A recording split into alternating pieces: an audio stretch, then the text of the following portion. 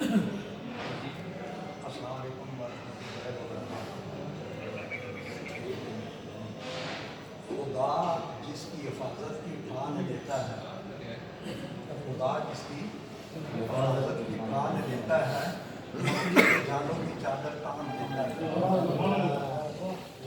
खुदा जिसकी हिफाजत की ठान लेता है, मकड़ी के जालों की चादर तान देता है।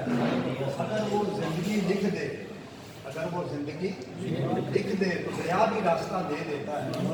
अगर मौत लिख दे तो मच्छर की जान दे देता है। यानी इस एक शेर के अंदर तीन इतने बड़े वाक्य हैं, समझते होंगे आप सब। एक शेर के अंदर तीन बहुत बड़े वाक्य हैं। और हमें जब दुखों के अंधेरे घेर लेते हैं, हमें जब दुखों के अंधेरे घेर लेते हैं, हम 1400 बरस पीछे पलट के देख लेते हैं।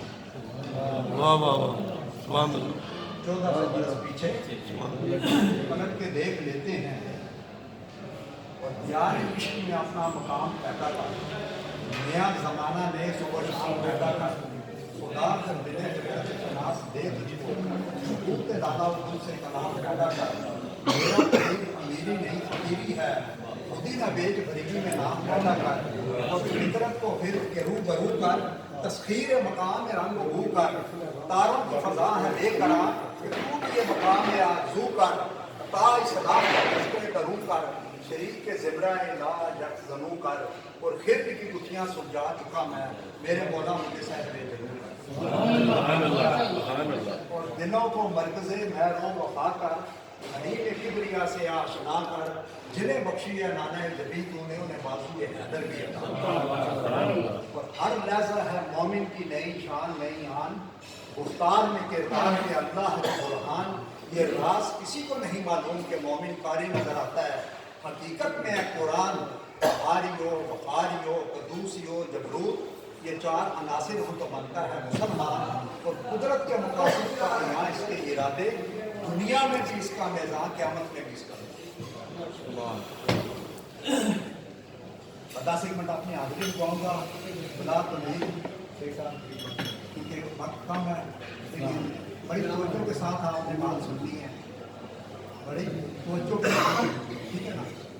हदीस कुदसी है, आप सब लोगों ने सुनी होगी, हज़ार बार पढ़ी होगी, ठीक है। ये आता है तेरी चाह, तो अपनी चाह को अगर मेरी चाह पे कुर्बान कर ले, फिर वही होगा जो तेरी चाह, फिर वही होगा जो तेरी चाह तो होगी। जिस पे इकबाल ने कहा ना कि फिर बंदों से क्या पूछूं कि मेरी इब्तदा क्या है, मैं तो इस फिक्र में रहता हूँ कि मेरी इंतहा क्या है, मकाम में गुफ्तगू क्या है। अगर मैं कीमियाकार हूँ, यही सोच नफ्स है और मेरी कीमिया क्या है।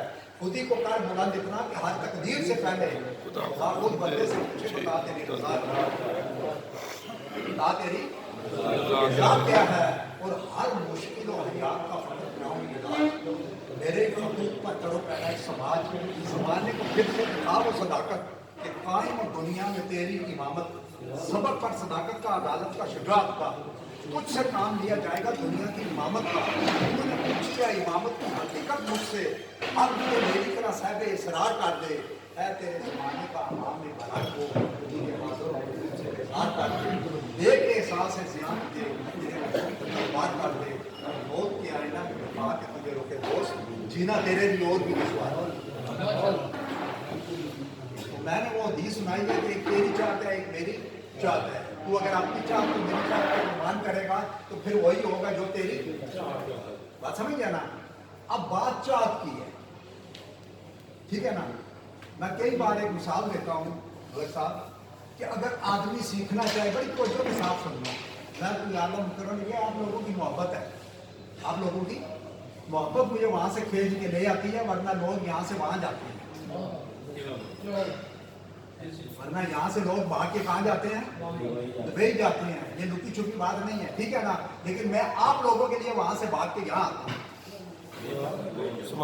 ठीक है ना। आदमी देखे सीखना चाहे, क्या करे, सीखना चाहे तो बंद कमरे से भी बहुत कुछ सीख सकता है, बंद कमरे से भी बहुत कुछ सीख सकता है।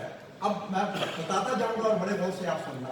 मसलन छत कहती है, کہ اپنی سوچ، اپنی فکر، اپنے خیالات بلند رکھو، چھت اونچی ہے نا. پھر پنکھا کہتا ہے کہ کول مائنڈ رہو، دماغ ٹھنڈا رکھو. ٹھیک ہے.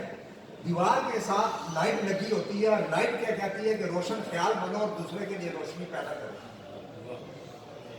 ٹھیک ہے. گھڑی بھی لگی ہوتی ہے کمرے میں، ایسے ہی ہے نا. تو گھڑی کیا کہتی ہے؟ وقت کی قدر کرو، وقت کی قدر کرو. اور وہاں شیشہ بھی لگا ہوتا ہے. شیشہ کہتا ہے روحانی اور جسمانی طور پہ خوبصورت بنو، روحانی اور جسمانی طور پہ خوبصورت بنو. پھر بیڈ بھی ہوتا ہے. تو بیڈ کہتا ہے جس طرح تم سکون سے رہتے ہو تو دوسروں کو بھی سکون سے رہنے دو. اور بند کمرہ کیا میسج دیتا ہے اعجاز بھائی؟ بند کمرہ یہ میسج دیتا ہے کہ جس طرح میں نے تمہارے گناہ چھپائے ہیں نا، میں نے تمہارے بات سمجھ رہے ہیں نا، تم لوگوں کے گناہ چھپاؤ. ایک گناہ میرا ماں پہ دیکھے کدے منہ نہ لاوے، لاکھ گناہ میرا مالک دیکھے کچ کچ پردے پاوے. اور کم جنہ کا سیوا کرنا مال نہیں بندے پلے، سوئی آپ ننگی رنگی سب کے سیوے پلے. اور پلے کدی رزق نہیں بندے پنچھی کے درویش، جنہوں نے تقوی رب کا ہوتا ہے انہوں نے رزق ہمیش، انہوں نے رزق ہمیش. مطلب اس کے اندر ایک بہت بڑا پیغام تھا، بہت بڑا. آپ لوگ گولڈا شریف گئے ہوں گے، ٹھیک ہے نا. وہاں سے ایک ریل کار کی پٹڑی گزرتی ہے، دیکھی ہوگی. اور وہاں آپ نے دیکھا ہوگا کہ ریل کار کی تصویر بھی لگی ہوئی ہے، دیکھی ہے نا. ریل کار کی تصویر لگی ہوئی ہے. تو وہ بابو جی جو تھے نا، وہ ریل کار کو دیکھ کے بڑے خوش ہوتے تھے، ریل کار کو دیکھ کے بڑے خوش ہوتے تھے. کسی نے پوچھا بابو جی آپ ریل کار چلتی ہے یہاں سے گزر کے جاتی ہے، آپ دیکھ کے بڑے خوش ہوتے ہیں، اس کی وجہ کیا ہے؟ تو آپ نے کہا اس کے اندر 5 خوبیاں ہیں. کتنی خوبیاں؟ 5. اگر یہ انسان کے اندر آ جائیں تو انسان کامل ولی اللہ بن جائے. یہ خوبیاں انسان کے اندر آ جائیں تو انسان کامل ولی اللہ بن جائے. تو کسی نے پوچھا بابو جی کون سی خوبیاں؟ تو آپ نے کہا ایک بغیر تفریق کیے سب کو اپنے اوپر بٹھاتی ہے. بغیر تفریق کیے نہیں دیکھتی ہندو ہے، سکھ ہے، مسلمان ہے، بات سمجھ رہے ہیں نا. بغیر تفریق کیے سب کو اپنے اوپر بٹھاتی ہے، پھر ان کا بوجھ بھی اٹھاتی ہے، پھر 2 بچھڑوں کو ملاتی ہے، پھر منظر پہ پہنچاتی ہے اور سیدھی اپنی لائن پہ جاتی ہے. سیدھی یعنی کہ اگر یہ، کیونکہ یہاں بیٹھنے کا مقصد یہ ہے کہ ہمیں کچھ سمجھ تو آ جائے.